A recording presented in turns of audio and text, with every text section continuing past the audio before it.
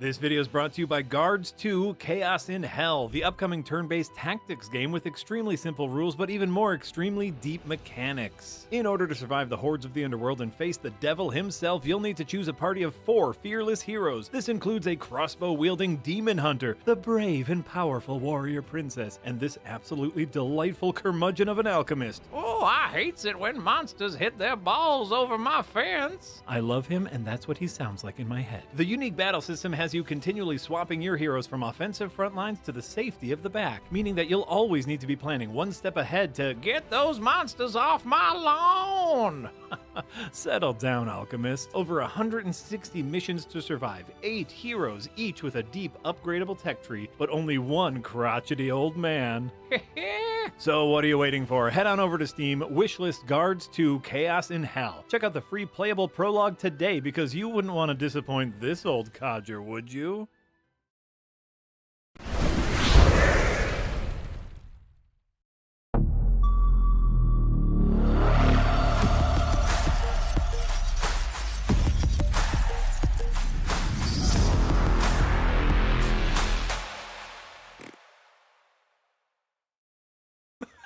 Hello, everyone. Welcome to the Windbreakers podcast. I hope you didn't catch that little son of a bitch. Marty said just before we went live. You can't call me a little son of a bitch. That's what you said. You said son of a bitch. I did. And I suspect right as we went live, you said son of a bitch. Yes, I'm Yahtzee Crojaw, and I'm joined by the very foul-mouthed, naughty boy, Marty Slaver. Oh, no, I'm sorry. And Jemate, who's back from GDC, full of you. Imagine Dragons-related anecdotes. I am, yes. I've got loads of things. I've got loads of things, but I won't be going into too much of them because they're all under embargo, so get fucked. Oh, great.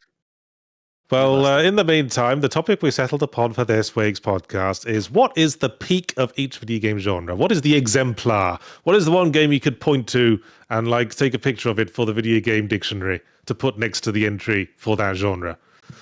Which I would argue doesn't necessarily mean the best game in that genre. It's the most of that game. Where does your mind go to? What is the most representative? And it's quickly transpired as I started looking up lists of video game genres that this was going to get pretty complicated.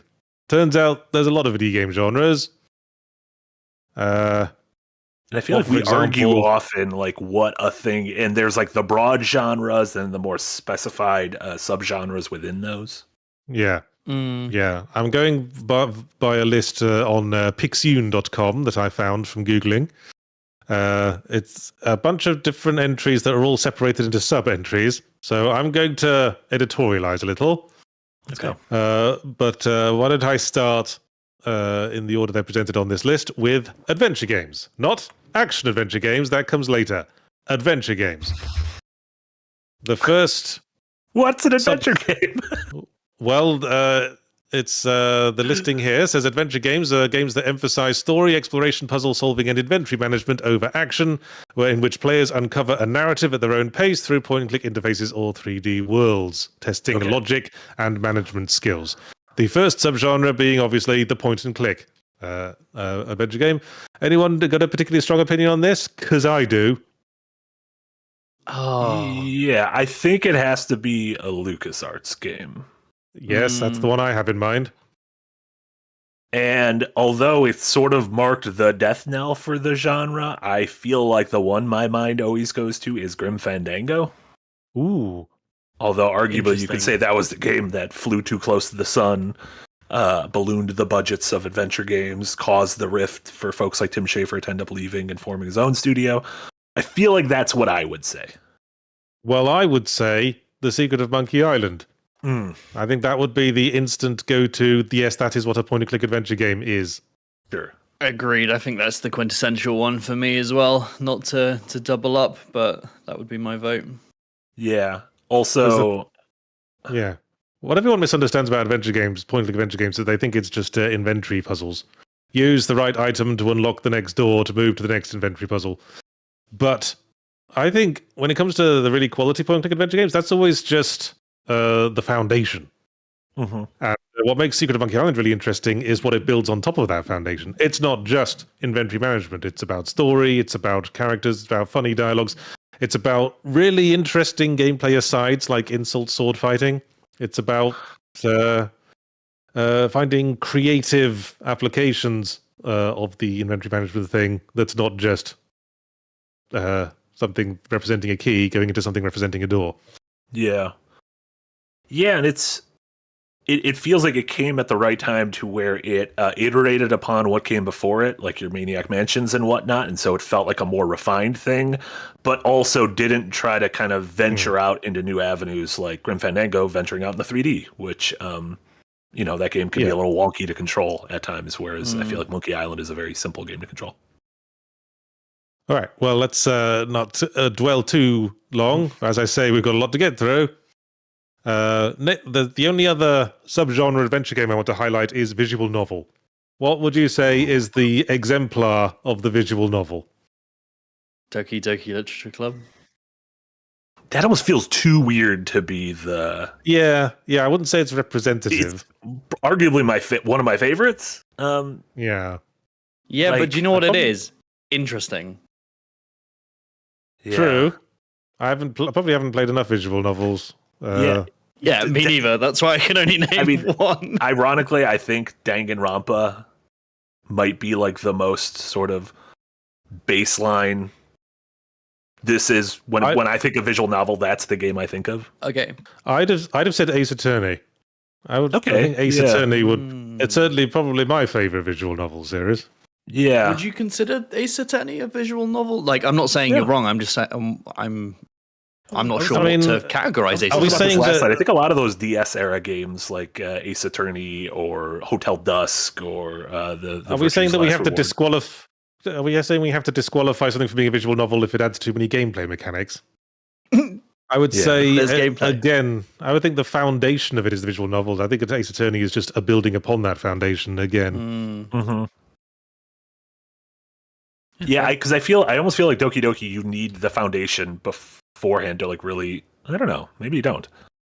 I don't think you do, because I played it without ever playing a visual novel and you really dug it. Because I don't think there's a lot to get about visual novels. It's a visual story being told to you, right? With maybe some choices depending how deep you're about to get fucking hated on. I mean, it depends. Visual novel crew. I guess if you're a visual novel purist, read a book at me? I mean, all it has to do is be really well written, right? That could just be a story. Yeah. I know the guy who is writing Silent Hill F was a renowned visual novel writer beforehand that people really love. And I was like, maybe I'll play one of these. Someone was like, it's 120 hours. And I'm like, what the fuck? Well, when you don't have to animate anything, it gets a lot easier to draw it out, I suppose. All right, let's get to something a little more universal. Action games. Ooh. And the first listed subgenre, shooters. The best shooter. That's the best shooter. Wait, is this? Do we have to signify, or do we have to like clarify what kind of shooting this is? I know, it's annoying, but this is the grave we dug. Well, the only clarification here is first or third person shooters. And for me, best first person. For me, I would split that again up into two, like into narrative shooters and pure action shooters. And for me, if you want a narrative shooter, Half-Life every time. Yeah. If you want a pure action shooter, I'm going to say Painkiller. You see Painkiller's coming back? I know. It's coming back. Yeah. Well, the name is coming back. I don't think the developers are, so I don't know how much that's worth. Yeah. So when you say Half-Life, you say Half-Life 1, not Half-Life 2. I'd say so, yes. I'm going to throw my hat in the ring for narrative shooter, and I'm going to say for a contender, I think BioShock should be considered. Ooh. Is that not more an RPG, though? Fuck. RPG. There's no stats, though, are there? Well, oh my god, are we going to have to say what is an RPG? You get abilities, but like you effectively get... I think RPG is anything that involves character building, where you decide to make your character one thing rather than another. Okay. That would be my Then I definition. guess BioShock really isn't, because you're kind of like, yeah, you can switch between what plasmids you're using, but just like you can switch between what weapon you're using in a shooter, right? It's not necessarily a stats. So I don't think I could go as much as I respect both of your choices. I don't think I could go with either of them because I feel like in order to be the peak here, you need to exemplify single player and multiplayer. So God, Modern Warfare, okay. Call of Duty 4, Modern Warfare, or the real answer is Titanfall 2, whose multiplayer I don't care about, but that is the best single player. Okay, Titanfall 2 is really fucking good. And it's got robots. Yeah. Robots, Yahtzee. You love robots. Mechas. I know. I really like Titanfall 2. I just sort of balk a little at calling it the exemplar of the shooter genre. Maybe that's just me being maybe that's me being a nostalgic retro snob. A lot of my answers are going to be nostalgic, so you don't have to feel bad about that. Yeah, but that's fair the thing. enough. Like, are we going to naturally always be gearing towards a nostalgic view? Because to be viewed as like the thing in a genre, you kind of have to. Does it have to do it kind of first? Well, I'm It's trying also to be like maybe open-minded it's when here. it peaked for you. Like I've been playing JRPGs since the 90s, so for me, they kind of peaked in the 90s. But if someone picked them up in the last 10 years, they might be like Persona or whatever. Yeah. Yeah. Like me, for example, only really got into JRPGs in the last 10 years. Anyway, the next subgenre of action games, fighting games, specifically one-on-ones, Street Fighters, Mortal Kombat, etc. Street Fighter 2. I think it's just such a classic and just like pushed the genre forward so much. Again, that might be a nostalgic viewpoint, but it's fair to say that there wasn't much more innovation the genre could do after that. Yeah. When you just two guys fighting in 2 rounds and whoever gets the health down to the 0 first wins, there's not much you can do to expand on that. Yeah, and things got complicated. You started adding separate character, multiple characters on a team that you could swap and everything. Yeah, and that blew up in like Marvel vs. Capcom 2. But yeah, it feels like Super Street Fighter 2 Turbo, which is just like the Game of Year edition of Street Fighter 2. It did that in both arcades and in at home. All right. I think that's what people think of, right? When they think of, like, if you think of a fighter, unless you've just been obsessed with one, nostalgically for all your life, I think a generic gamer, capital G gamer, will think of Street Fighter 2 if they think of a fighter. Sure, yeah. Yes. Yeah, I guess some of these answers might lean a little normie as well. Well, I don't think any of us are like really into fighting games the way people who are seriously into fighting games are into them. Yeah, I mean, I think Smash Bros is a contender, like for just taking it to another level, like not just mechanically but IP wise as well. But no, fair enough. I think Pokken Tournament. Remember when the Pocket Monsters started fighting each other? No one remembers that. Well, the Pocket Monsters started fighting each other, and let me tell you, it was silly. All right then. All right. Well, let's move on to our next action genre, hack and slash. Specifically, melee combat where you are against multiple enemies. Now, my temptation is to. The temptation for me is to go with God of War. Not new God of War, old God of War. Okay. God of War 1? Yes. Well, I mean, 2 or 3, that hardly matters. Sure, it could be several peaks. I mean, you could say, I think Devil May Cry is a good contender. Yeah. I think Devil May Cry 3 was the one my mind went to. I agree. I agree with Devil May Cry 3, but I was going to say a goof, so just pretend we hadn't had this conversation. Mm-hmm. I say Devil May Cry 1, specifically the swimming levels. Okay, that is a bit... You monster. You monster. But no, Devil May Cry 3 is my pick. All right. Obviously, 5 is I think, the actual peak of where it's like been taken as a genre. But I think we're kind of... Correct me if I'm wrong, lads, but like I feel like we're not just going for what's the best, but like I think 3 is where it really solidified itself, really pushed itself to the new heights, and everything's just been building atop that. That's fair enough. How long do we want to dwell on sports games as an umbrella? I think Jay's got one in his back pocket.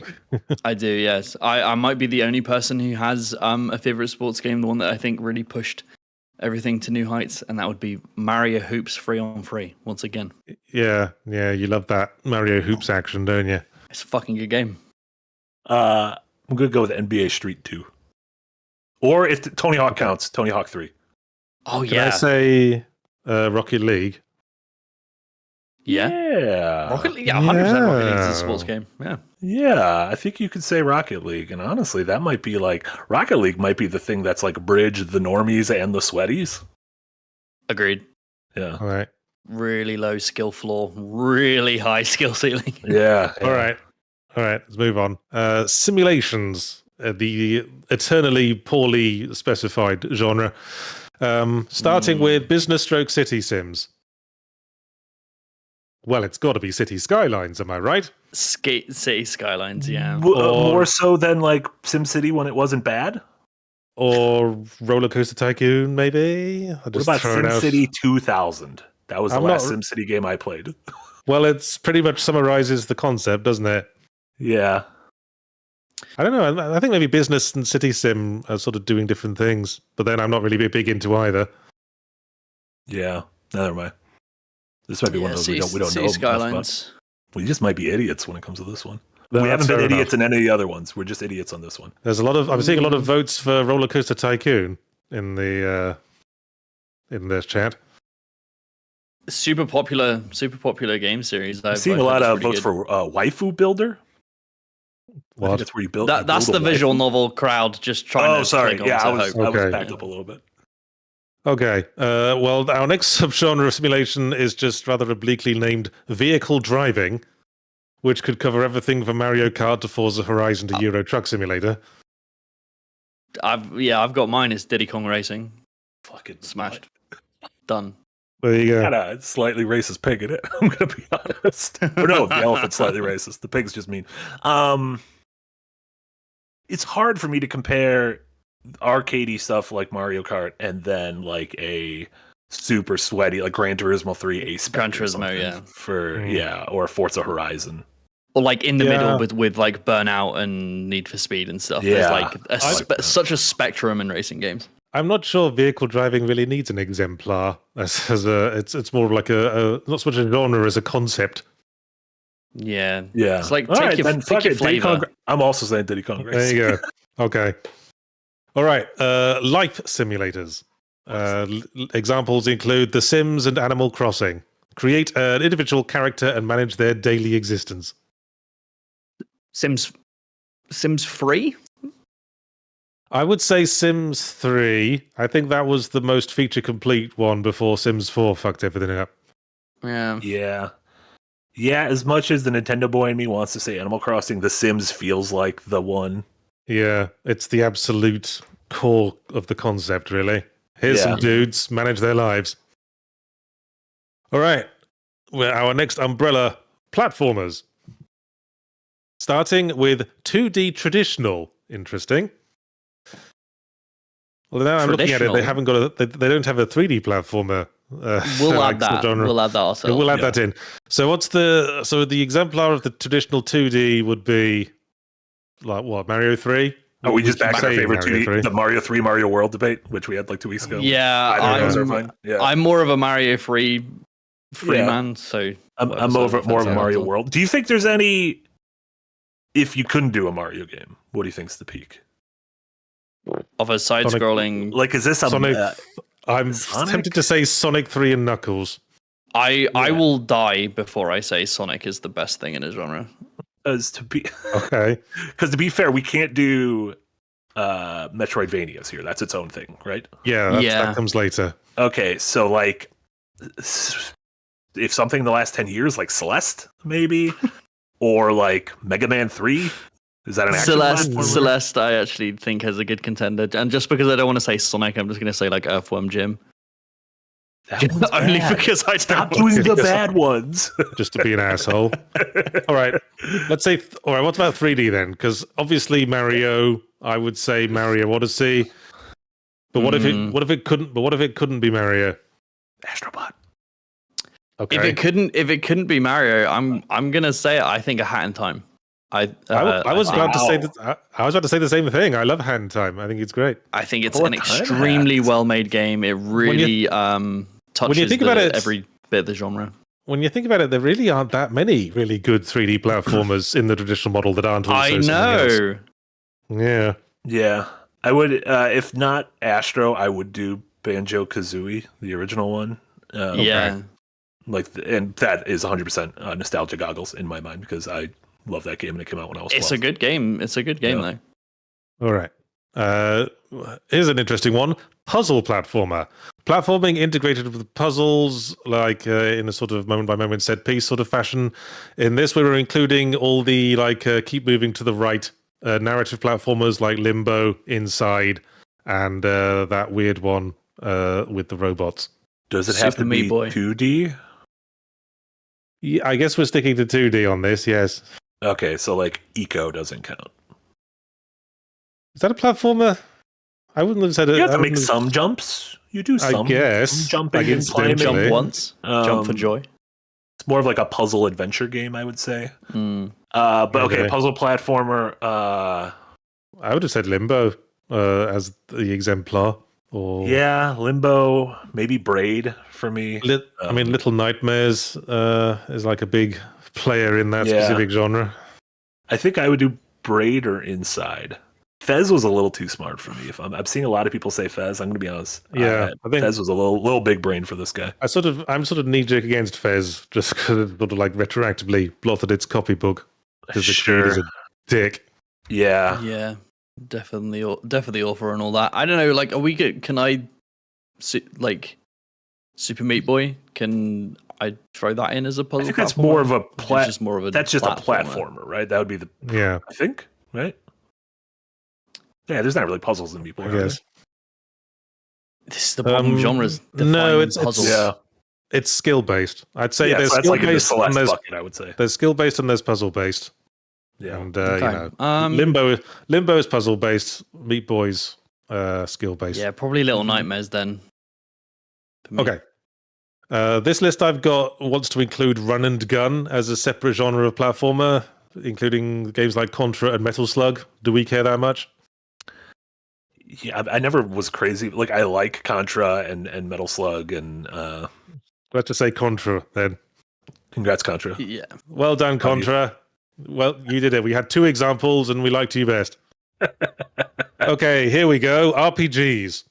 Ooh, oh no. Ooh, First oh, no. subgenre, action RPGs. Can I count to 3 so we could all say it in unison? Ooh, I don't. 1, ooh, 2, 3. Dark Souls. Mario Hoops 3 on 3. Oh. Wait, is Zelda an action RPG? I don't know what Zelda is. Oh shit. Yes. I think it might be. Or it might be an action adventure game. Yeah, that comes under action adventure. Okay, action later. adventure. Okay, if I don't even know, I don't think Dark Souls is my number. You know what? Because of the HBD, Bloodborne. I'm tagging you in. Bloodborne. Congrats, you're the greatest action RPG of all time. All right, Yeah, Oh, I'm good gonna. Mine's Elden Ring. I think that is the absolute peak best example of this. They picked. I'm sticking with Dark Souls 1. well, congrats from FromSoft. You've made the best, the first, Beat second, me. and third best action RPGs. Also today, Okay. I glossed over it. Today is Bloodborne's 10th anniversary. Chat. So Hey, HBD. it's Bloodborne old enough. adaptations. Old enough for middle school. Old enough to not be ported to any other consoles.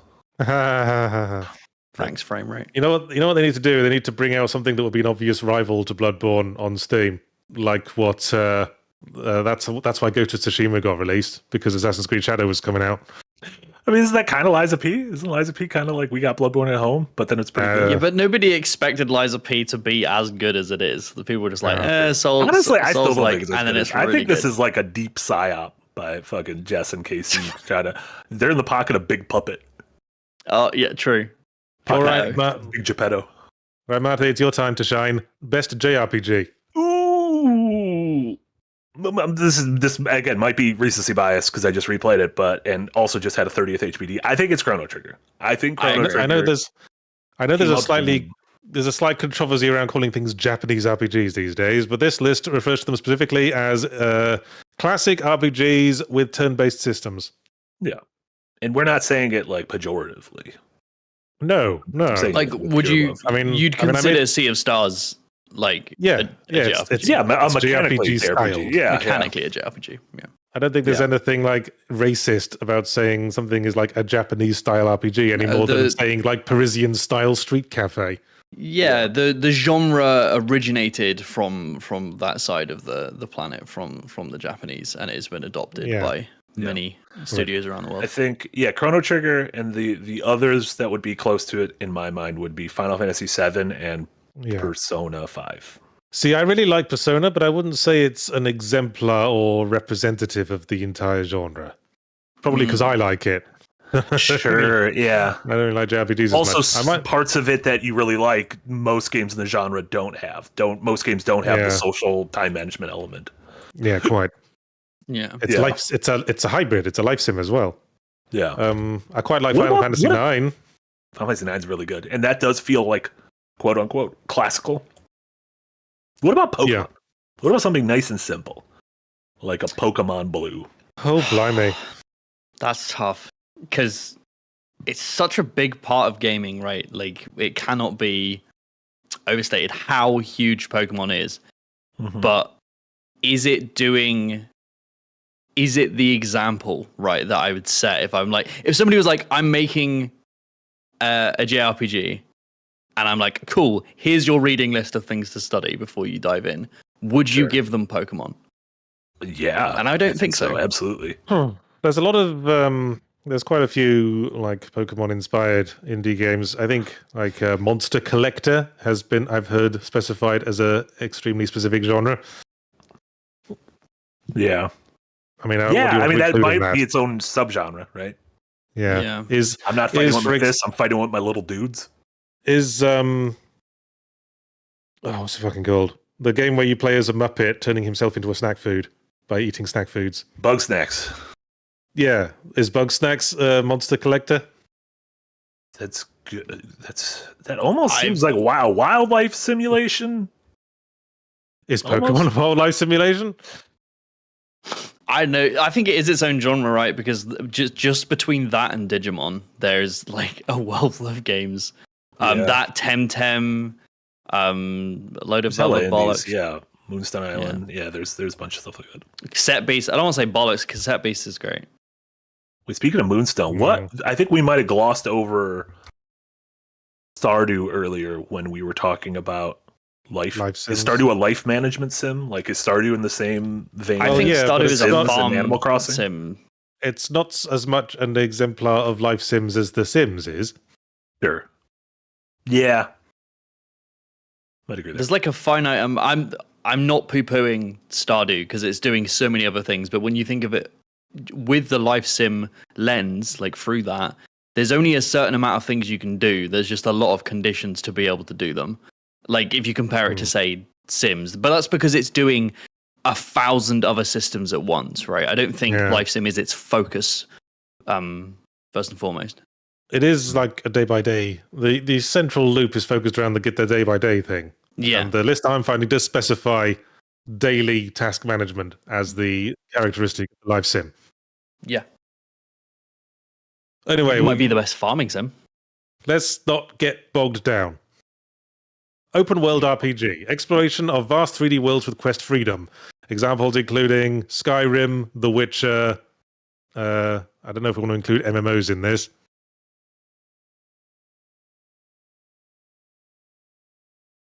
Witcher 3. I would say The Witcher 3. I like The Witcher 3. Does Breath of the Wild count? No, that's action adventure. We're getting to that later. Son of a bitch. Right, give me the definition of this genre again. Open world RPG, an exploration of a vast 3D world with quest freedom. So, like, you can go anywhere, do anything, Skyrim, etc. Witcher 3, specifically Blood and Wine. The DLC. So good. Assassin's Creed Black Flag. Does that count? That's action adventure. Son of a bitch. I don't know what an action RPG is. Genres, man. Well, why don't we jump to action adventure now? That's like the next thing on this list here. Oh, actually, the next one is first-person shooters, but I think this list is doubling up in a lot of places. Lazy list. But action adventures. The first subgenre, cinematic action adventure, which is specified as something heavily scripted, often driven by QuickTime events like Uncharted, The Last of Us, the Tomb Raider reboots, all of that. I'm gonna say it only because I picked it up this weekend and have been blown away by it. But I think Ghost of Tsushima is Now, that for me? open world action adventure is something we're getting to next. At the moment, we're sticking with cinematic action adventure. The Last of Us Part One. There you go. Okay, That's my. I would have said The Last of Us Part One. I'd probably say Uncharted. Yeah. Which one? Ooh. The one where he slides I think down gravel on his ass. 4 might be the best of the bunch. Can we name one that wasn't made by Sony? I mean, Uncharted 4 was the first one where I actually started to like Nathan Drake as a character, I suppose. Sure. Yeah. And the shooting didn't feel like ass. Yeah, before then he just came across as an asshole. One that isn't made by Sony. Oh, shit. A cinematic. Is like Well, this is Ghost Train Resi Rides. 4? Oh, shit. Yeah. Guys, we haven't said Resi at all. We're fucking a 31. Hey, we haven't got to like horror. We haven't got to like. No, we have to get to horror and like survival We're gonna horror. get there. Oh, are those their own genres? Yes. Yeah. Great. All right. Well, open world. Let's just say open world action adventure, which is in which we're including Assassin's Creed and Zelda. Okay. So, which of those two most deserves to be the exemplar of the open world action adventure?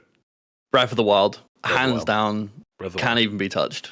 All right. Nothing's even close. I guess I'll go along with that. Yeah. I mean, oh god. I mean, Assassin's Creed is doing like a kind of a different thing.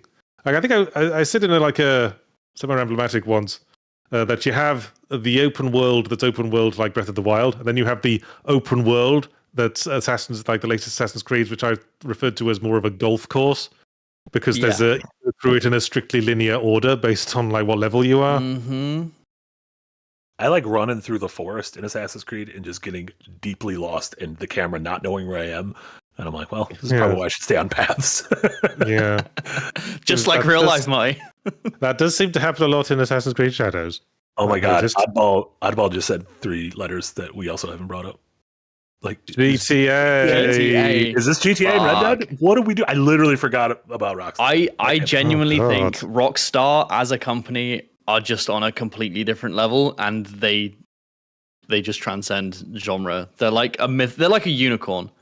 They just come out of nowhere every like 10 years, and they're like, here's a game, and they make more money than God, and then they disappear.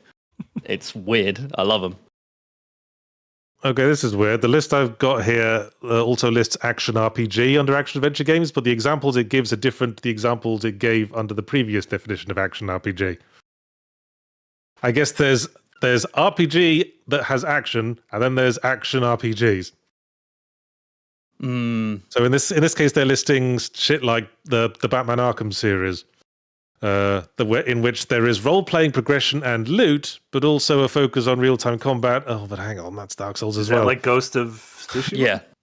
You know what? Yeah. Let's just say we covered Genres are bullshit. They always have been. Hooray. Also, congrats, Batman and Ghost of Tsushima. You're both pretty good. There you go. Mhm. All right. Let's skip ahead a bit to real-time strategy. First subgenre being traditional RTS, including StarCraft and Command & Conquer. Now I ain't got no dogs. I ain't got no dogs in this fight. Neither do I. StarCraft 2. StarCraft 2? Okay. All right. Next genre: MOBAs. Teams of players each controlling a single powerful hero. League of Legends, Dota 2, etc. Oh, this is tough for me. Is this League versus Dota? This is really tough. I have like equal amounts of stupid hours in both, but regardless of which one I'm going to say, I'm not upset either. I mean, I think fuck you. could Heroes of decide the for this Storm. one, 'cause- It's Heroes of the Storm. No, God, I take it away. You don't get to decide. What? No, I would probably decide? say League. I'm going to say League of Legends. It gave us Arcane. And Arcane's very good. Okay. I don't care. Here we go. Racing games. As something distinct from car driving simulators. Oh, okay. This split into two subgenres. Listen, wait. The first one being simulation racers, and the other being arcade racers. The simulator emphasizing realistic driving physics and true-to-life handling, whereas the arcade is more about exciting speed and stunts. All right, so because of that, for arcade, same answer, Diddy Kong Racing. But for simulation, I'm going to change my answer to Diddy Kong Racing because it's simulating me having fun. Oh, look who's fed it up with the whole format.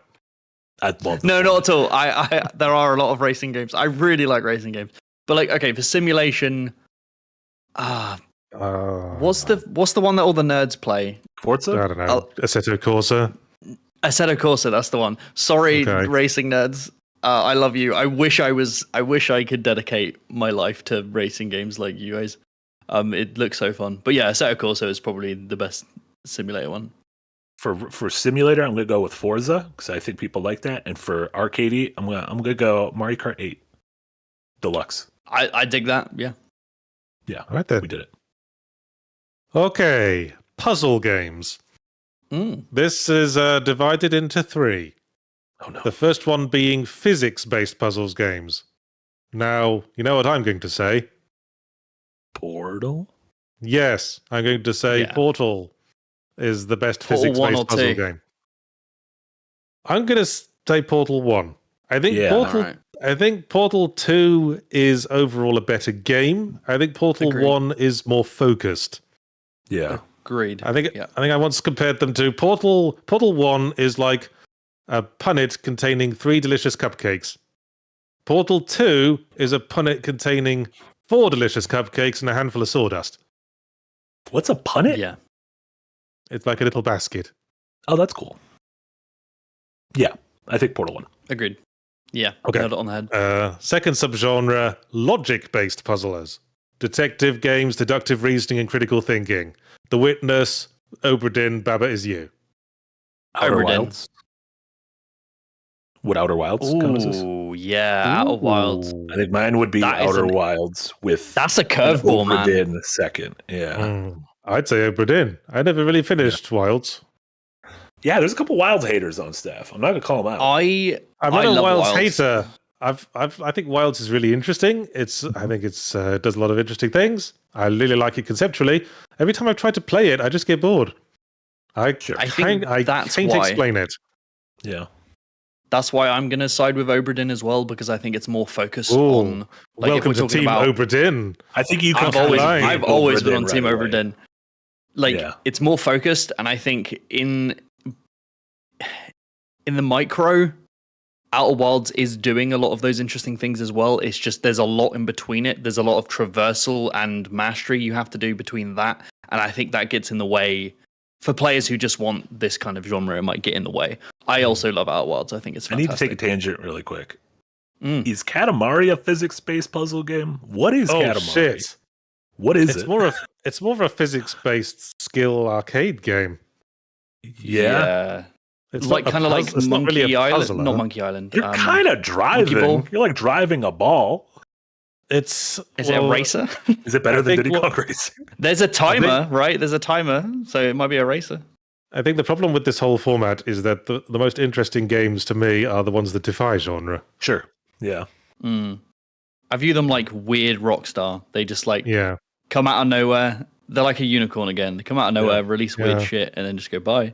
I mean, I wouldn't say like No More Heroes is the best hack and slash game, but it's Yeah, I same find thing. Like very Killer 7 interesting. isn't the best shooter, but it is doing whatever. something that It isn't the best, whatever the fuck it is. Okay. All What right, was the third genre puzzle? Not terribly interesting. Matching color puzzle games. Week again. I'm going Okay. with again.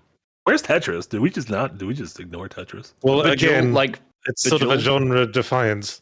Well, Tetris is I think matching color is Tetris falls in matching color. It's like matching a thing, whether that thing is a row, whether that thing is a match 3, whether that thing you're is matching shape. the fruit and Suikas. No. What? I mean, I'll concede Suika is about matching thing to thing. Tetris doesn't involve matching at all. It's about Yeah, it is. constructing walls.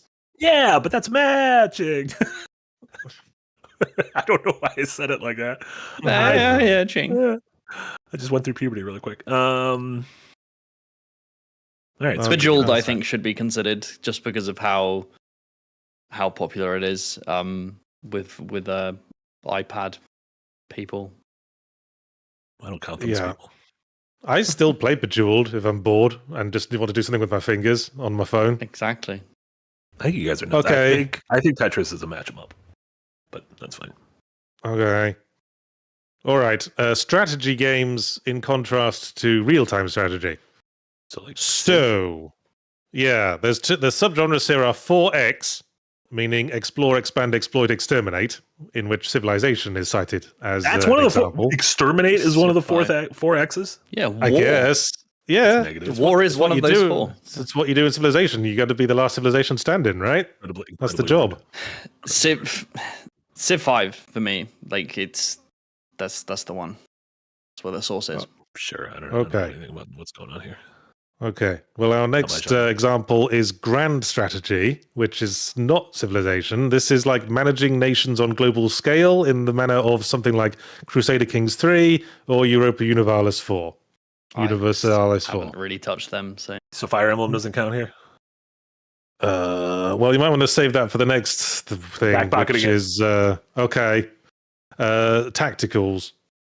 Okay. Tactical strategy, in This is which the I would say only- XCOM is my favorite. Yeah, this is the only genre I think I could actually speak somewhat to. But yeah, for me it would be Final Fantasy Tactics or Fire Emblem. I ain't got nothing. XCOM is like, it's a weird example because it's like the one example of this genre that I've really liked as a game. Yeah. I just can't feel like I can't get into Fire Emblem or anything like that. There's just something about XCOM that scratches it for me. The aliens, man. Could be the aliens. Yeah. Whatever. All right. MMOs. Let's just group them all together. MMOs. I mean, this list is trying to split them up, but I'm going to say, fuck that. All MMOs. What's the best? Right. It's World of Warcraft, isn't it? Just say World of Warcraft. It's World of Warcraft. Yeah. It's World There of you Warcraft. go. Sounds like a peak. I could go into many more, but it will always come back to WoW. That is the example. Okay. Now, stealth. Stealth games is being... I wouldn't have thought to split stealth games into 3 categories, but seeing how we've split stealth games up here, I'm kind of like, yeah, this kind of works.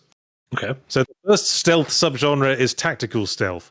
The methodically infiltrating enemy bases. Metal Gear Solid, Splinter Cell, and such like.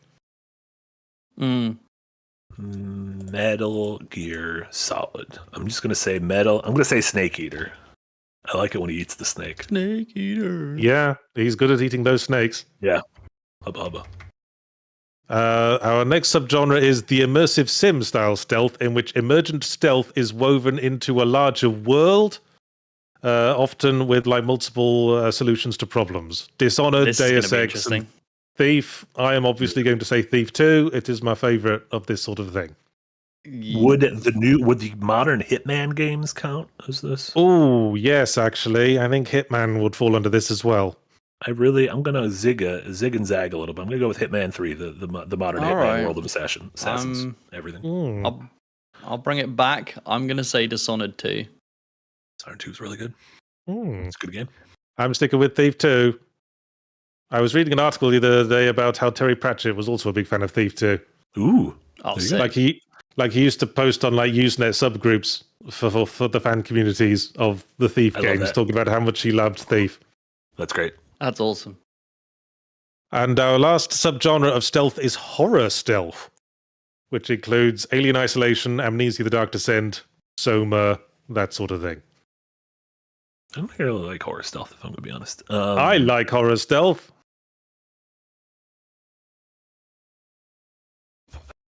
Alien That's Isolation is tough. too long, in my opinion. Agreed. I'm going to say Amnesia probably exemplifies it for me. I like the Soma story, but I like it when I can turn the monster off. Honestly, I think the Soma is much better as a sci-fi story than it is as a horror game.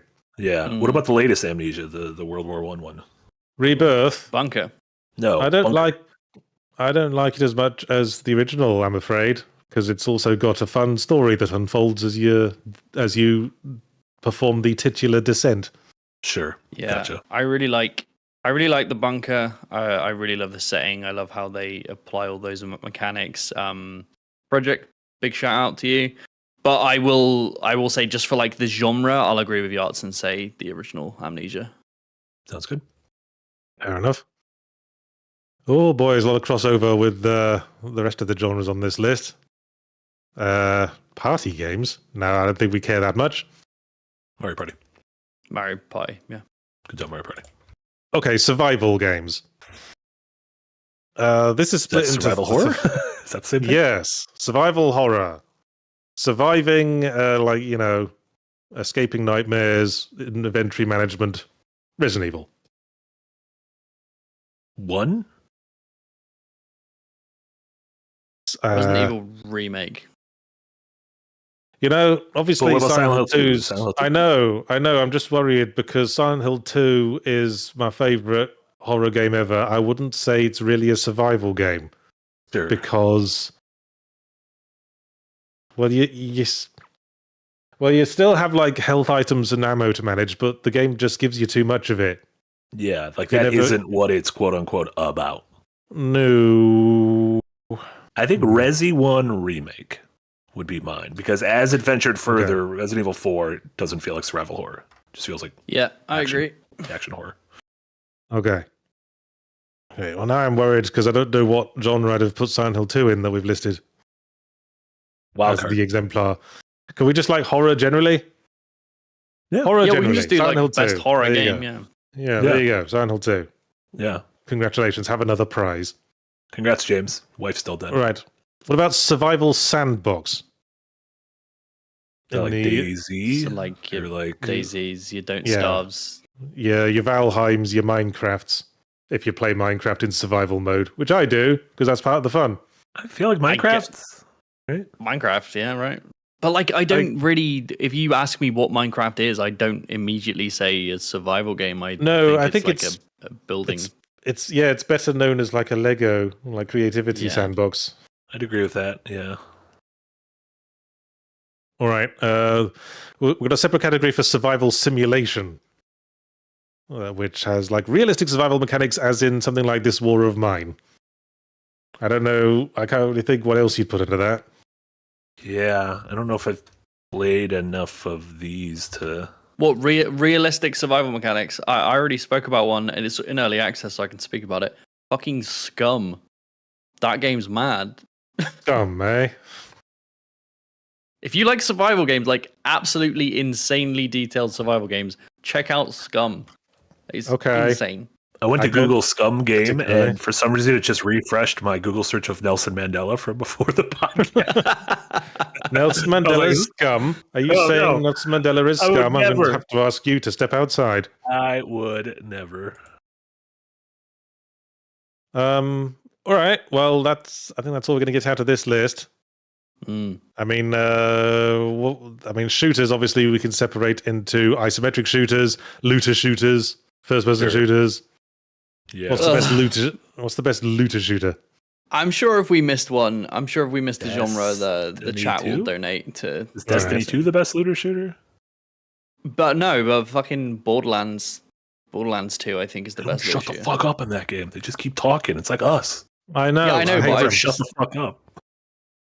I just ignore it. Go away, fucking chat summary. Oh, how do you make it just go away? Okay, thank you. All right, let's go through super chats. Let's see. We started super chats a bit late. Faz gives £4.99 and says Split Fiction feels like peak co-op game. Ooh. Also, Beat Saber is VR game peak. So simple yet so effective. We played Split Fiction, didn't we, Marty? We did, and you will be able to hear all about it in next week's. Yes, not this week's, next week's. Yeah, fully randomatic. Yeah, it's weird because co-op and VR aren't. In my mind, they're not genres. They're ways of playing a game, aren't they? Yeah. Yeah. Beat Saber is peak like rhythm game. Yeah, but like narrative VR game would be something like Alex, right? Oh, that's peak VR. Yeah. You know what? You know what my favorite co-op game is? Holding hands with a loved one taking a walk. Oh. About that. What's the fail state in taking a walk with a loved one? Falling over? They die before you. Yeah. Before you. You have to take the walk alone from then on. Oh, no. Juicy Jeff gives $5. Says Twisted Metal Black was the peak of vehicular combat and also the swan song for the genre. Pouring one out for the homies in the greatest lost genre. Yeah, like, there hasn't been much in the way of vehicular combat since the days of Carmageddon and the like. Yeah, I mean, it seems like vehicular sports almost took like the Rocket Why League isn't there an open world battle royale destruction derby game where everyone's in a city and the last car standing wins? I believe that's would one of play the shit out Sony's of that. canceled live service games was Twisted Metal that. Man, Well, at least they made Concord. That was worth it. yeah. Womp womp. Alex Armstrong gives $2 and says, "What's a long, dull trip to the PC shop? A hard drive." That's pretty good. No, That's pretty good. bit tortured. That might I be didn't- peak joke. I did like an inside laugh where you're embarrassed to let the laugh out your mouth, so you kind of do it in your head. I did one of those. Inside laugh. And then Alex Armstrong gives $2 and says, "Undertale is the peak of subversive narrative RPGs." Yeah, I mean, what else is in that genre? Doki Doki Literature Club? Yeah, Doki Doki. I mean, Subversive what's- games. Yeah. Deconstructive games. There's all those Lisa the Painful, Amori, Stanley Parable. Parable, That's subversive. Stanley Parable. That's Everyone's deconstructive. favorite Wander Stop. Jack's favorite game of the year, Wander Stop. I've been watching Jess play that, and I'm just baffled. I'm like, I took This the is time strange. to finish that over the weekend. Oh, I still haven't finished. oh yeah, Yeah, I quite liked it. That's nice. I mean, I don't hate it the way Jack does. Sure. I mean, I think it's how would you describe it? It's sort of like an immersive storytelling experience and meditation on the nature of change. Mm-hmm. yeah. I think what's truly subversive about Wonder Stop is that it isn't subversive. Yeah, I mean that's obviously what people were expecting from the Yeah. creator. But if he wants to do And something that's else, ballsy. more I power like to it. him. But like you said, Yeah. I do think it deals with the concept of like change and like giving up positively in Yeah, a way that a lot of games do not. it's nice to see a game that's about something. I'm just not sure it's like it's like a fun game to play. Sure. They booked ahead that Uncle Height gives €2 and says, "Read the next super chat in a soft German accent. For €2, anything for you." Alex Armstrong gives $2 and says, "Any peak fast-paced platformers that aren't Sonic." Super Meat Boy. I don't like Yeah. the way you said that. Yeah, Celeste, Super Meat Boy. I guess if you're talking about like the gotta go fast 'em up, like maybe that Haste game. Yeah. Maybe Haste will have what it takes. We won't put the Yeah. demo. Yeah, I hesitate to call it a platformer. Sure, it's kind of like a run and react. Run and Run and react. Bit in Yeah. R&R. Yeah. Steer Hughes69 gives €6. Says, "Finally caught a stream live. Thanks for keeping me and my dog Timo company on our daily walks." Oh, you're Hell very yeah, welcome. Timo. Give Timo a Hello, pet. Timo. Here's a dog. Wait, let me get mine. Here's the same dog, but upside down. Oh, she was asleep and she has no idea what's happening. Sorry, Dobby, you can go back to sleep now. This is mine. It's the amiibo of the Duck Hunt dog. Yes. No, I'm not sad. Nidarom gives $2 and says, "Go to Tsushima is the best Ubisoft Formula game."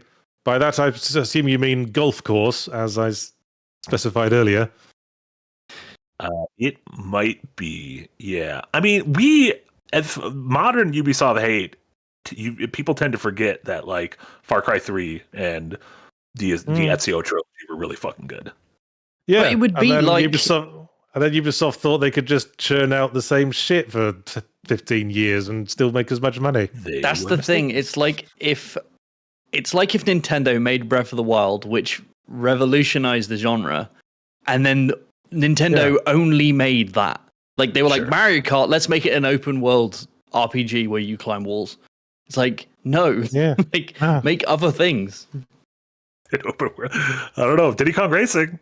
I mean, shit, dude. Give me a plane right now. Yeah.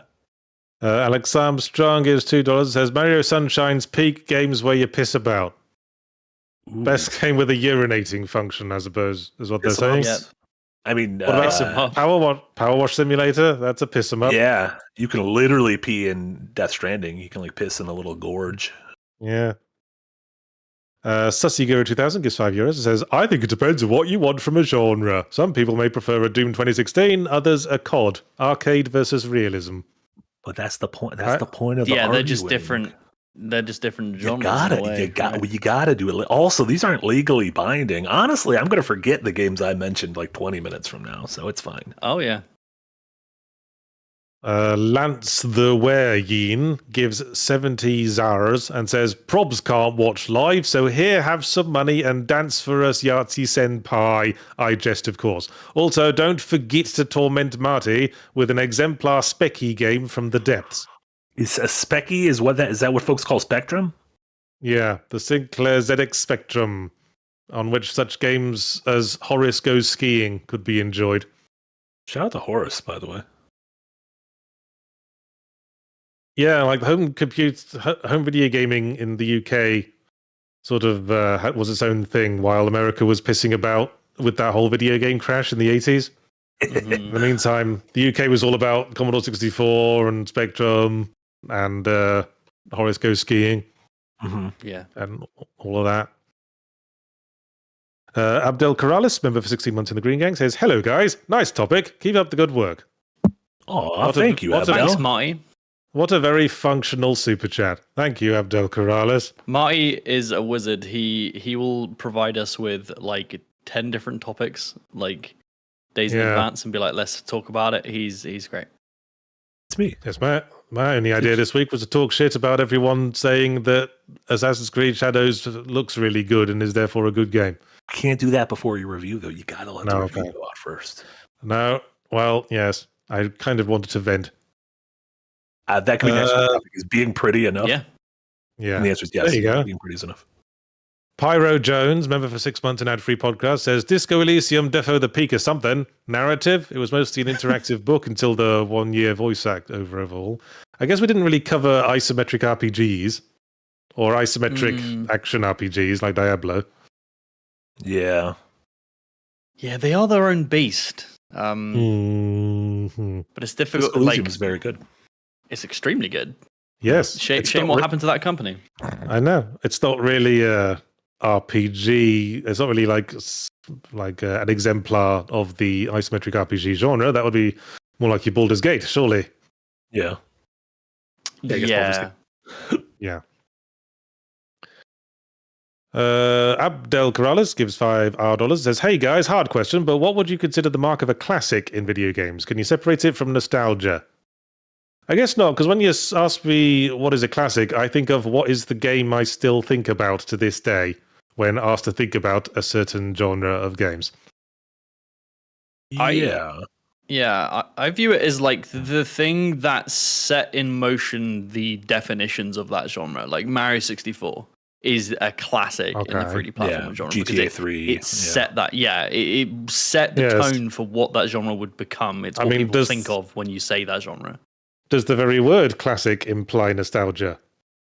Because it implies foundational. Yeah. Yeah, that's a good question. It is a good question. Well, yes, a debate for another time. Far too many frogs, Justic ER of the Limes gives $2 and says, Shooter, Halo CE, 2D platformer, Sonic 3 and Knuckles. Thank you very much. Yeah, Halo could make a case for first-person shooter. Yeah. I think Sonic and Knuckles need to stay out of the 2D platforming conversation. I think they can kindly stay on Emerald Island. I think I'd say Halo is the exemplar of console shooters. Yeah, that's a good point. Yeah, that or GoldenEye. Or Gears of War. Yeah. Dr. Theo, member for 14 months in tip jar. Thank you very much, Dr. Theo. Thanks for always being there for us. You're so and good. then Patent Pike gives $10 and says, Have you heard about Oblivion getting a remake? Apparently it's going to run the new and old engines in parallel because the coded character behaviors can't run on any engine but the original. Well, that doesn't sound like a recipe for disaster. Yeah, I heard that's going to be like announced soon and released soon. Like this game might be out like next month. Jesus Christ, Oblivion was buggy enough without having to run two engines in parallel. We need more games running two engines at once. I don't understand. They're trying to buy more time so they can make Elder Scrolls 6. Yeah. I mean, they did announce that, didn't they? They just they mentioned they were working on it 10 years ago. Yeah, they released this one tiny trailer. I believe. Yeah, they released this tiny trailer of it panning through and then like through some mountains. Yeah. And then recently they announced like a competition like for you to win to come to the studio and see it. And they used the exact same visual as that announcement as well. Like that's all they have. June to show. 2018. Was that visual? Yeah, E3 2018. Zhao Villain gives 5 biomes and says, Yahtzee, everything you complained about RTS was solved by Warcraft 3. So good it killed RTSs for a few decades and has one of the best story modes ever. Okay, not going to play it, but okay. Yeah, it is really good. And then Alex Armstrong gives $2 and says, wrong, Spec Ops The Line is peak narrative shooter. But the shooting isn't very good in it, is the problem. No, the shooting is fine. no. It is Yeah. peak interesting subversive shooter story. Yeah, let's put it under like the subversive category with all the other subversive friends.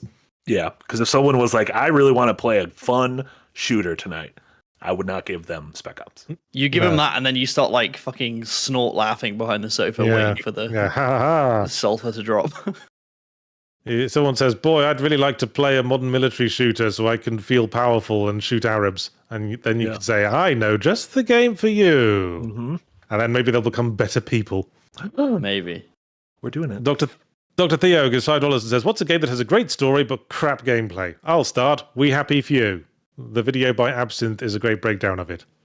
I might say something like Disco Elysium, in that it doesn't really have much in the way of gameplay at all. I mean, that would be a visual novel, right? Like, yeah, it's pushing more towards that. I think the first 3 Uncharted games play like ass. Wow. I think the first one doesn't hold up well. I think 2 and 3 do, right? Maybe. I think they're a bit jank. But that's because, I remember them being playable. At least I finished them. I remember the combat being kind of annoying. Yeah, this could be like spoiled. This could be Telltale territory, like Walking Dead, Wolf Among Us, that kind of stuff. If you don't really gel with their gameplay style, I guess the question maybe is, like The Last Guardian. I guess the question they're asking is, what's a great story but crap gameplay that is actually trying to have good gameplay? We Happy Few being the example cited. Yeah. Huh. That's a good question. Let's think about that. Names Not Fits gives 50 Swedish krona and says, what about the seemingly boring office bureaucracy, but if you fuck up once, you and your entire family is dead genre, aka Papers, Please? Yep, that about sums up that entire genre. Yeah. Yes, Papers, Please. No, there was like the one about the little prince or whatever, who's like a prince of the guard, little guardsman. Oh, yeah. That was just more Papers, Please. Yeah. Yeah, that's not quite as bleak as Papers, Please. A few things are. Lance the Wereyeen gives 14 zars and says, action adventure, everything that's not Tetris. Counterpoint, they're having a little adventure heading down to the bottom of the screen. Yeah. It's action when they click in and disappear. There you go. Those little pieces are venturing to the bottom of the screen. Genre is bullshit. To oblivion. Yay. Ryan Betts gives $10 and says, hi, Kojima heads. Your MGS references and imminent DS2 have convinced me to finally play the MGS games. Which do I play? And in what order? Am I a Burke for playing Master Collection 1 instead of Twin Snakes? Well, obviously you start with Metal Gear Solid because literally every Metal Gear Solid game that came after it references it exhaustively. Yeah. If you get the modern collections, which have 1, 2, and 3 on them, you can play 1, 2, and 3 right now. Those ways. There you go. And then play 4 somehow. Then play 4 somehow, and then you can play Snake Eater. Yes. Buy a second-hand PS3, I guess, and play Metal Gear Solid 4. Easy peasy. I think you might have also skipped Spider William. Shit! So I did. Spider William 13 gives $5 and says, I think the first game of a genre someone plays becomes the exemplar of all others are judged by. I personally compare all RPGs to Morrowind. I don't think it's necessarily the first one you play, because like the first RPG I ever played was Dragon Quest, and that's not the one I go back to. They are if you don't play so many games, I suppose. I mean, we play like millions of games. Yeah, I guess that's true. Yeah, I need to check my privilege. Yeah, it's difficult though, right? Because like I Beyond Good and Evil is my favorite game of all time, but I wouldn't say it is the example I would give of its genre, like of what I think whatever the fuck its genre is. Yeah, right. Because it's doing so many different things. But it had the biggest impact on me. But like Beyond Good, Breath of the Wild did so much and pushed everything forward so far that I was like, okay, well, this is the new bar that other games are trying to surpass. Mm-hmm. I agree. All right, then. Catherine Reutz gives $5, says, we will eventually get to a point where genres are so hyper-specific you couldn't clade them for your life. I'm not sure what you were trying to say there, Catherine Reutz. Whatever it was, you mistyped it. Yeah. Reminds me of Guinness World Records. Okay. Yeah, I mean, that's the thing, is if you can go so broad that comparing things are like apples to oranges, or you can go so hyper-specific that you're then like, oh, is Papers, Please the only contender in this genre? Yeah. It's a descriptor. It's a very fast descriptor to describe exactly things to other players. Witticism gives $5 and says, so Yahtzee, you'd put Painkiller over Serious Sam 1. I like Painkiller, but Serious Sam 1 is the top of that kind of shooter IMO. Absolutely. Painkiller, if you're just looking for like something that purely brings out the fun of an action shooter, Painkiller is like, it's really elevates the concept of first-person shooting. It's got really fun to use weapons. It's got like thousands of different monsters, and it's got really impressive level design. It's visceral. It takes the basic concept of shooting the baddies and just like elevates it without getting in the way of the fun of shooting the baddies. Mm-hmm. Yeah, Serious Sam has this problem of you walking out of a pyramid into a desert and men are just screaming and running at you, and it's like it seems like I find Serious Sam fun, but Painkiller's doing more with it, I believe. I said so. Yeah.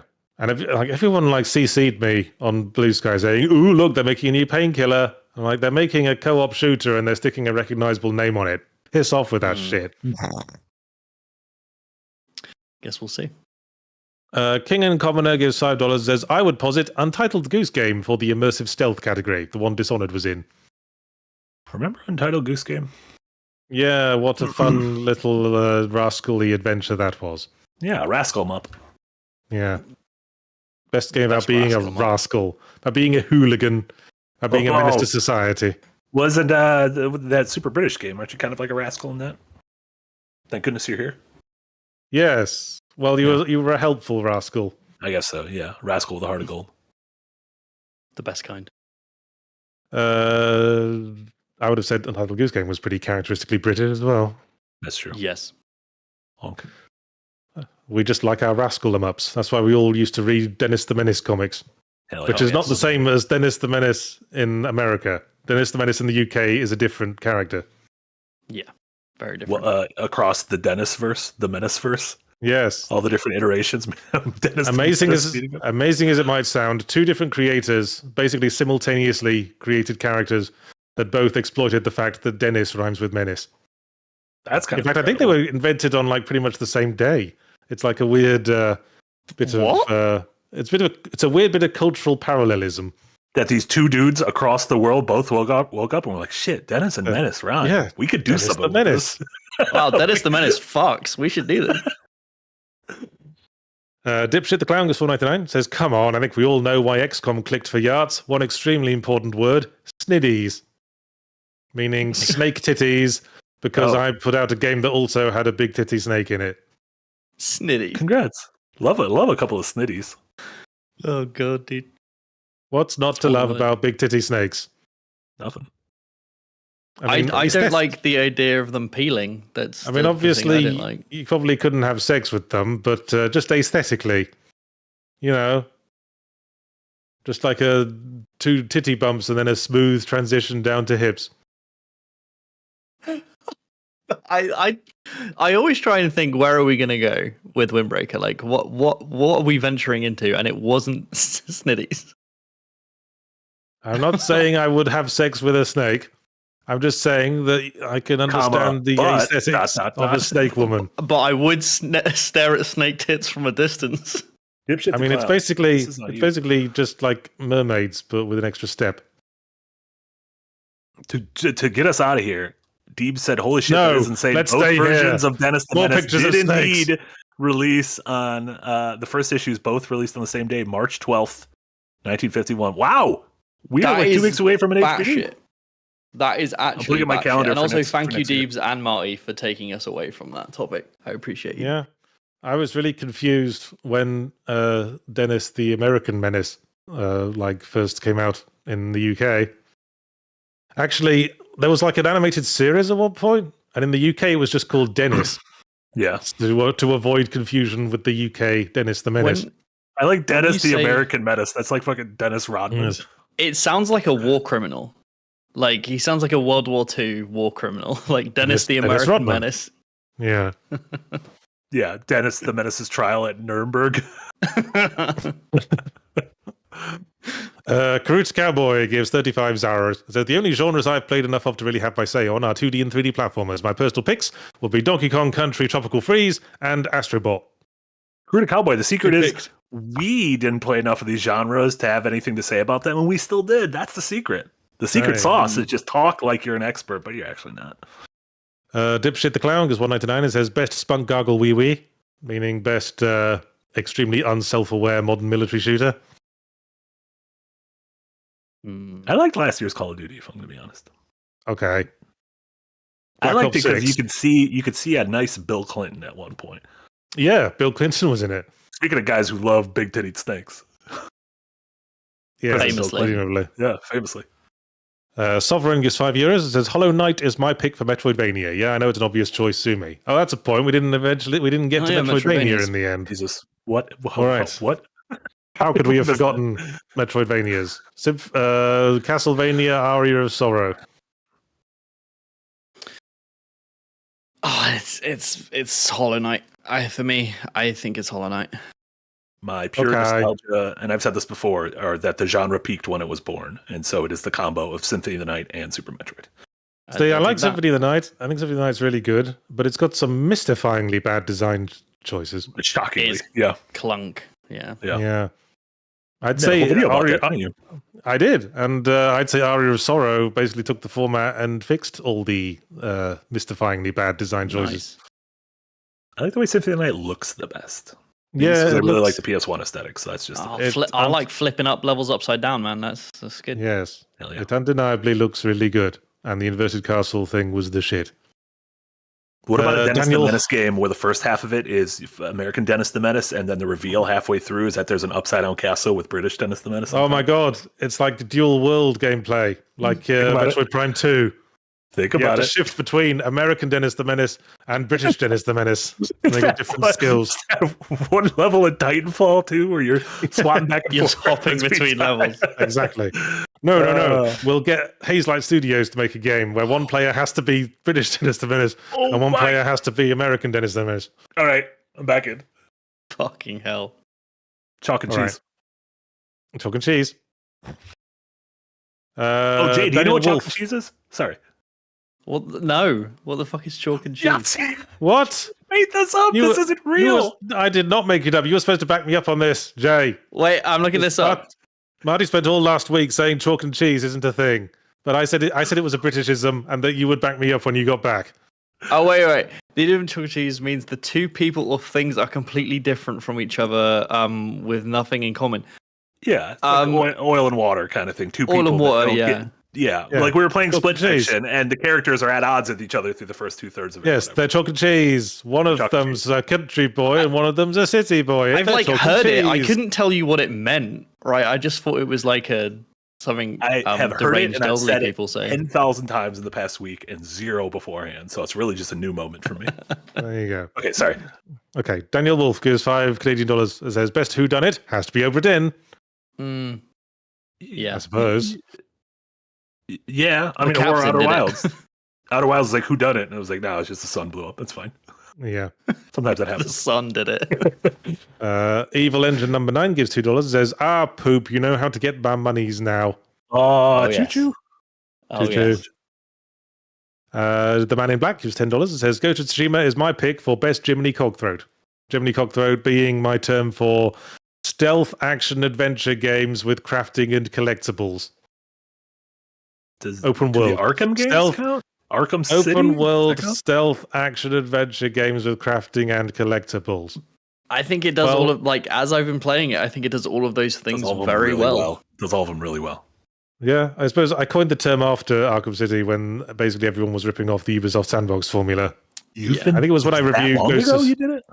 I think it was when I reviewed Ghost of Tsushima that I coined the term. It's like, this is every open world now. Yeah. You can choose between being stealthy or direct combat. There's crafting and there's collectibles. And it's in an open world, and you do the missions in linear order. Anyway, Sovereign gives €5. Says, here's 5 more quid because dogs. Oh, woofy, woofy, woof. Let me wake Ludo up again. Woofy, woofy. Yeah, you can. You guys are nuts. Dogs. Dogs. Thanks, Toffee. Are you sleeping? I love it when you shake next to the mic, Toffee. Just fucking adore when that happens, especially when I'm recording. Aitor Urabari gives 2,000 arses and says, I know this show's red even though it's not much money, but I think YouTube lost track of how much our currency is worth, and I don't blame them. In my defense, median monthly salary here is like $500, so I give what I can. Haha. In the subject matter, I think you missed roguelikes and rhythm games. Oh, so we did. What's the best roguelike? Hades? Hades. It could be Hades. Binding of Isaac, I guess. Binding of Isaac. I think Risk of Rain 2 should be considered. I think that's a fantastic game. Okay. And best rhythm game, Guitar Hero. Ooh, yeah, Guitar Hero or Os. I really like Elite Beat Agents. But what about action rhythm games like Hi-Fi Rush?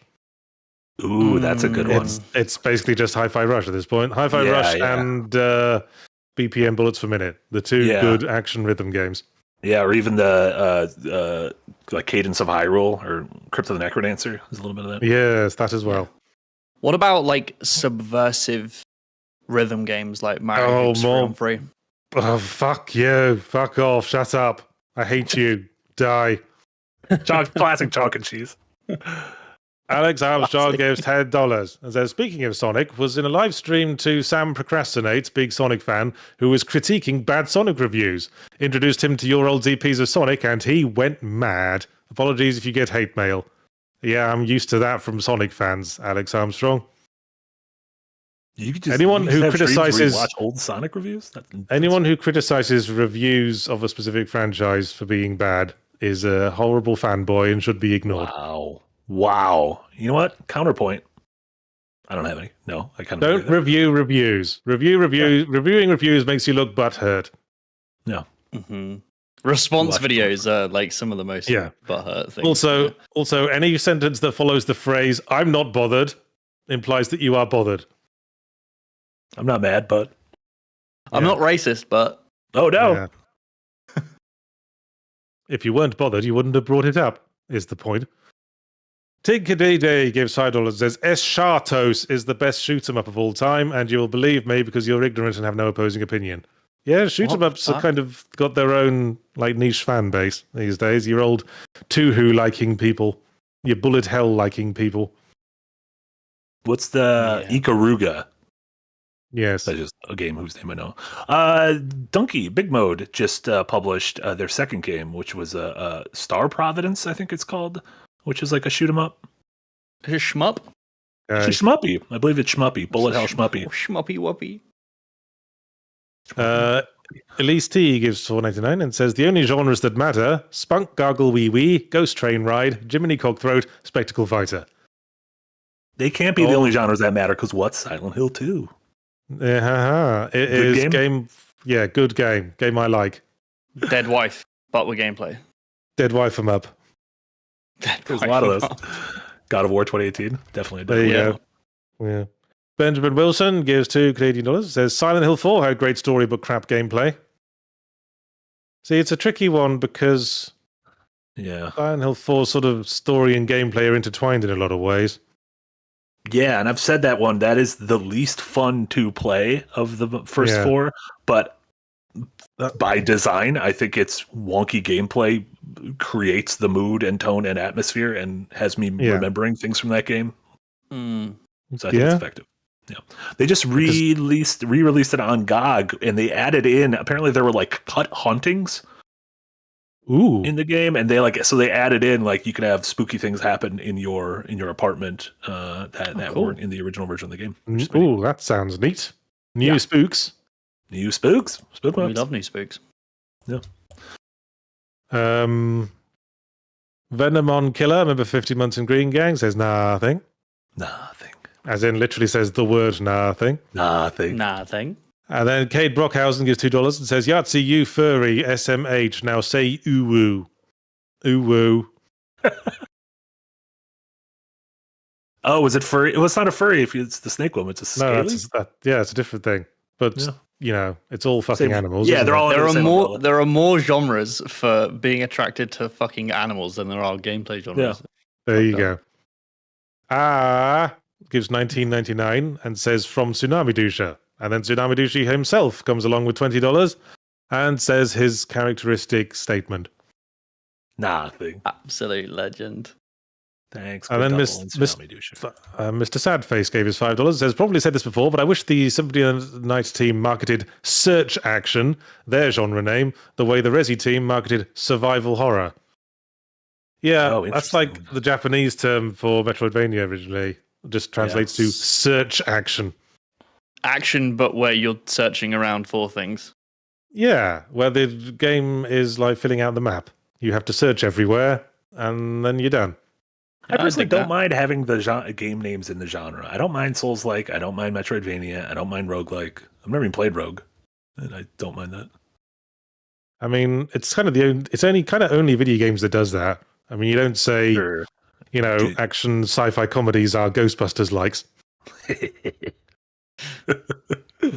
That's true. We're a dumb medium. Yes, a young medium, but getting older all the time. That's true. Old enough to be exploited. Robo Knob the Snob gives €10. Says, just got on stream thinking it was about the highest climbable points in games from different genres, and I'm incredibly disappointed. Do you do that? Do you, it used to be like a ritual for me where I'd always climb to the highest point in a sandbox game and then throw myself off to see what happened. Oh, yes. Mm-hmm. Yeah. It's more fun in like your superhero sandbox traversal-based games like your Spider-Mans. Not so much in like Assassin's Creed. Yeah, you kind of need like a big tall building.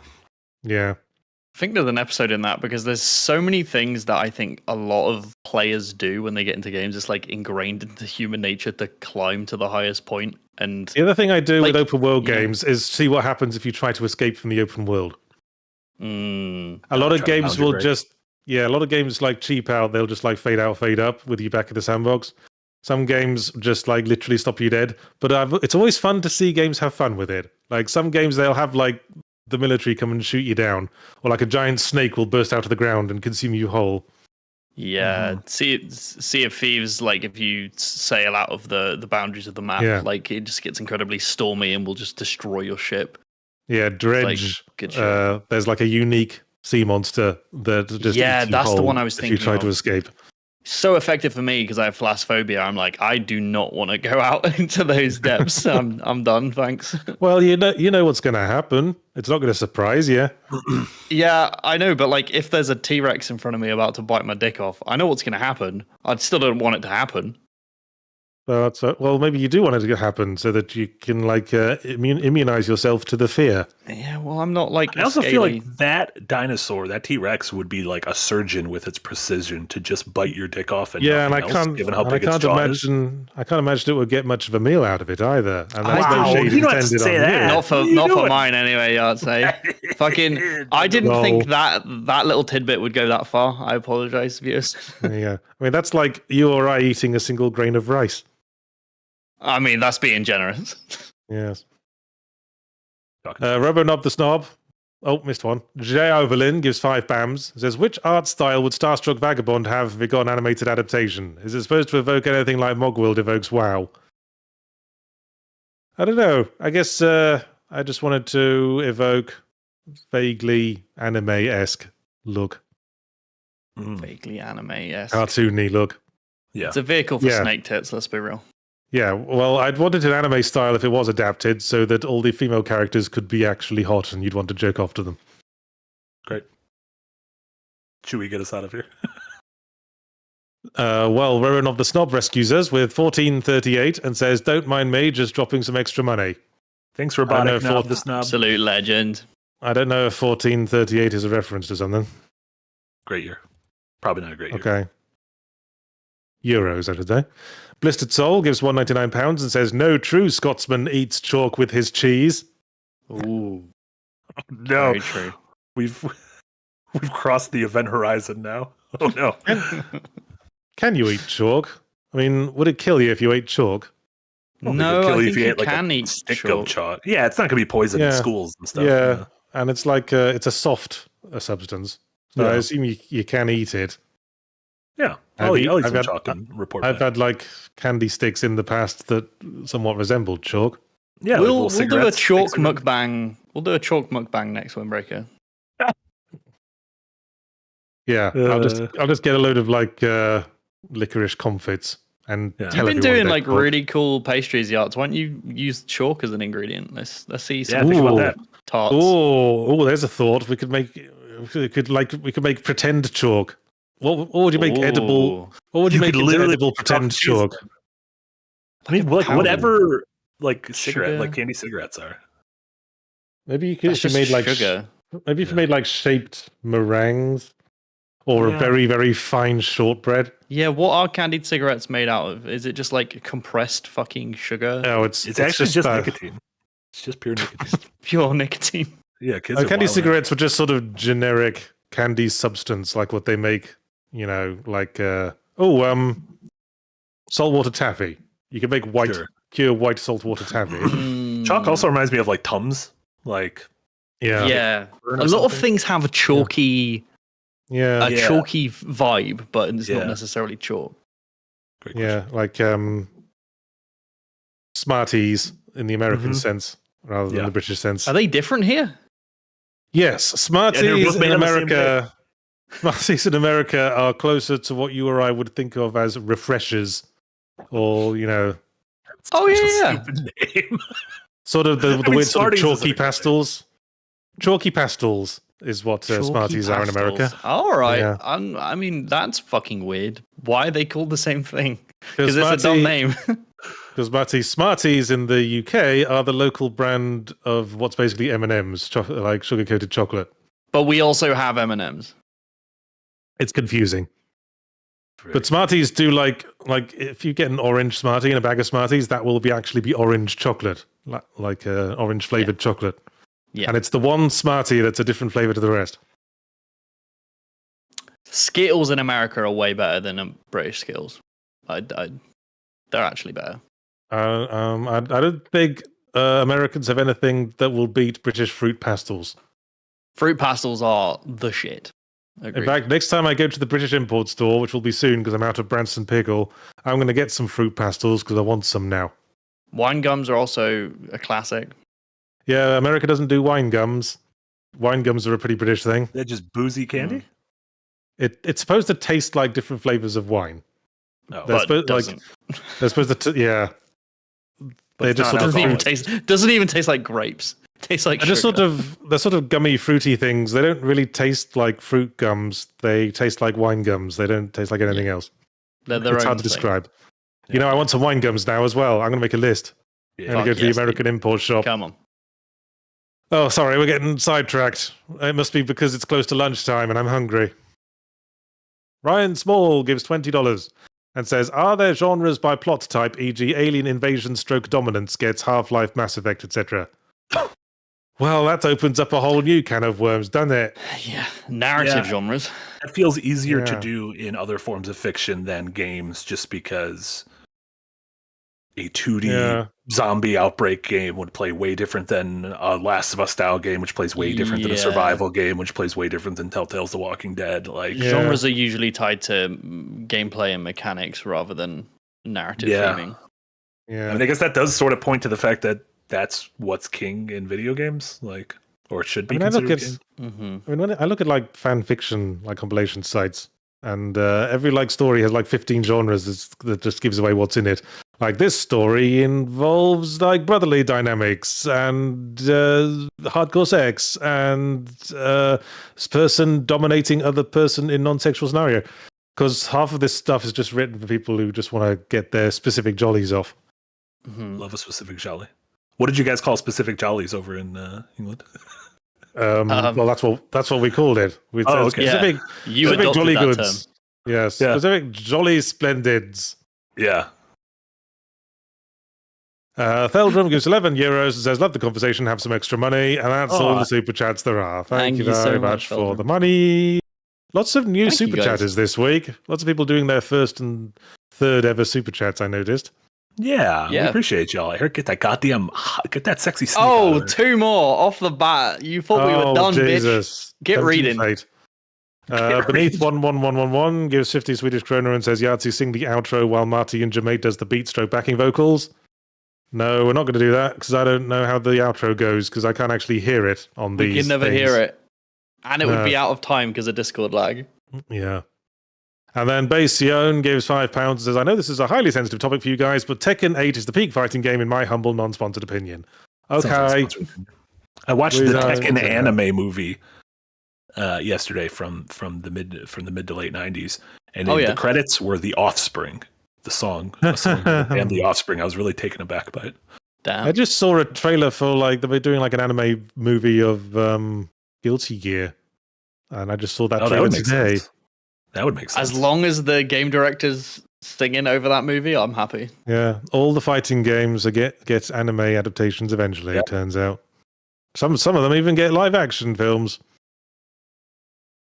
I mean, Mortal Kombat's got anime adaptations, but they're made by Western studios, like all the DC Universe animated movies. Same company, I think, Yeah. because it's all Warner Brothers, isn't it? Because they own Sure. Mortal Kombat. Anime's great.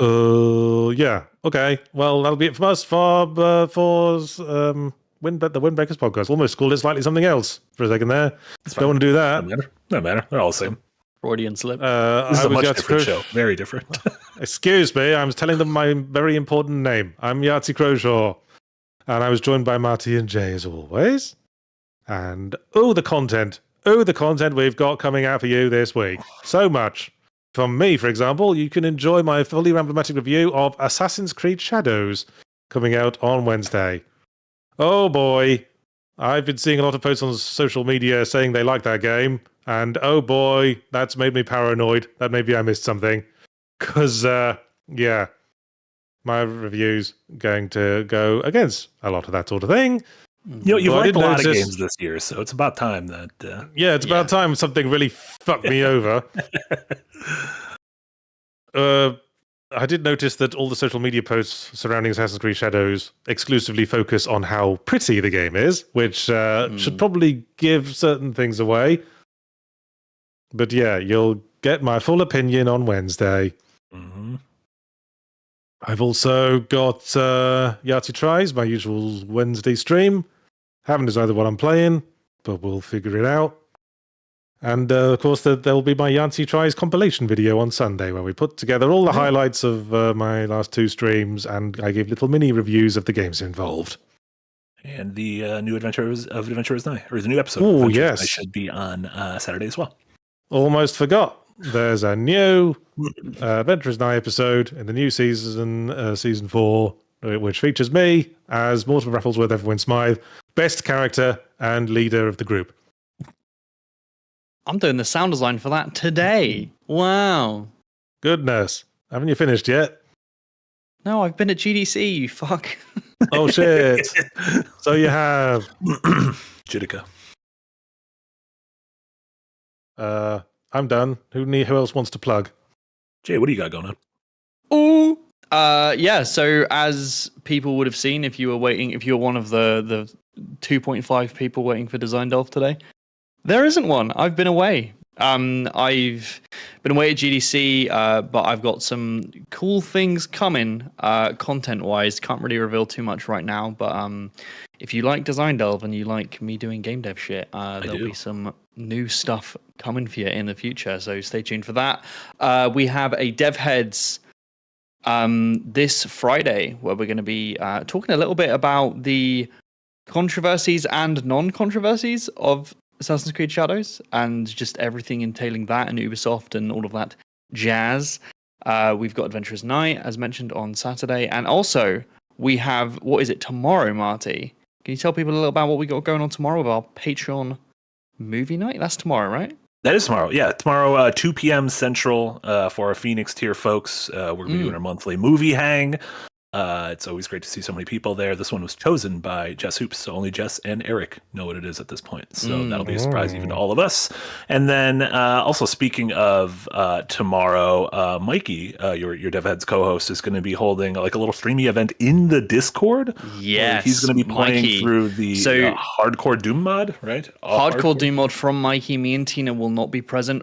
Intentionally so. We asked to be there, but he says that he wants to save that for a future big DevHeads episode. This is going to be a time for Mikey and the community to sit down in the Discord. You guys are going to be able to join the call with Mikey and talk to him. It's not something where like you have to stay away. It's going to be a full dialogue. He's super excited. I'm sad that I can't be there. But yeah, go check it out in the Discord. Yeah, that'll be 6 p.m. Central tomorrow evening. You can see all the information in the Discord now. And then in terms of other streams and stuff, we'll have Hidden Gems later this evening with Casey, Jesse, and Jess. They'll be playing Shady Knight, I believe, an indie game that came out last year. It's like a first-person stylish action move 'em up something, question mark. We should have a new backdrop tomorrow. Nick and Jenna streaming back to normal time tomorrow. Casey and I will be continuing Metroid Fusion on Wednesday evening. And then all the normal stuff the rest of the week. Boom. Tune into all that. Right. Well, that'll be it from us then. Remember to join the Patreon if you'd like to support the creation of great content like what we make. It really does make a huge difference. And if you don't keep paying us on Patreon, we have to go away and die in a gutter. I don't want to die in a gutter. I don't want to die in that gutter. But yeah, we appreciate y'all. Thanks, everyone. Yes. Bye. Bye. Bye, all.